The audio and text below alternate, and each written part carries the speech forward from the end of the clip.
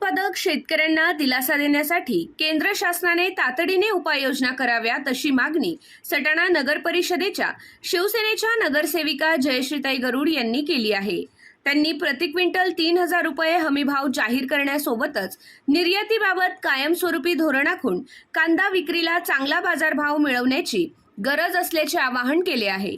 तसेच अत्यल्प दराने कांदा विक्री करणाऱ्या शेतकऱ्यांना प्रति क्विंटल 1000 रुपयांचे अनुदान देण्याची व्यवस्था करण्याचीही मागणी त्यांनी केली आहे।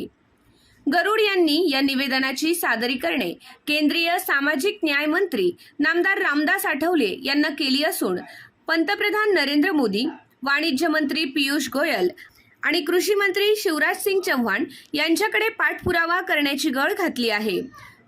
विशेष म्हणजे नामदार आठवले यांनी तातडीने गरुड यांचे पत्र संबंधित मंत्री महोदयांकडे पाठवून मागणीसाठी पाठपुरावा केला आहे। नगरसेविका गरुड यांनी सांगितले की देशात सर्वाधिक कांदा उत्पादन महाराष्ट्रात होते आणि नाशिक जिल्ह्यातील बागलाण, कळवण, मालेगाव, देवळा परिसर या प्रदेशातील अर्थव्यवस्था एकमेव कांदा पिकावर अवलंबून आहे। मात्र गेल्या काही वर्षांपासून शेतकऱ्यांना उत्पादन खर्चाच्या तुलनेत बाजारभाव मिळत नाही। गेल्या वर्षी अनेक शेतकऱ्यांना मोठ्या आर्थिक संकटाचा सामना करावा लागला, तर चालू वर्षीही परिस्थिती तशीच आहे। सलग होणाऱ्या आर्थिक नुकसानीमुळे शेतकरी कर्जबाजारी बनत आहेत आणि आत्महत्यांचे प्रमाण वाढले आहे।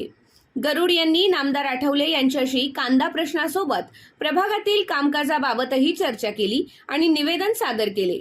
त्यांनी उत्पादन खर्चावर आधारित किमान 3000 रुपये प्रति क्विंटल दर हमीभाव जाहीर करण्यासोबतच बाजारभाव कमी असताना विक्री केलेल्या कांद्याला प्रति क्विंटल 1000 रुपये अनुदान देण्याबाबत कायमस्वरूपी योजना तयार करण्याची मागणी केली। तसेच सटाणा नगर परिषदेच्या प्रभाग क्रमांक 2 मधील आदिवासी, दलित व कष्टकरी वर्गासाठी घरकुल मंजुरीबाबतही गरुड यांनी मागणी केली, ज्यावर नामदार आठवले यांनी सर्व प्रस्ताव एकत्रित करून सामाजिक न्याय विभागाद्वारे केंद्र शासनाकडून जास्तीत जास्त निधी मिळवण्याची हमी दिली आहे।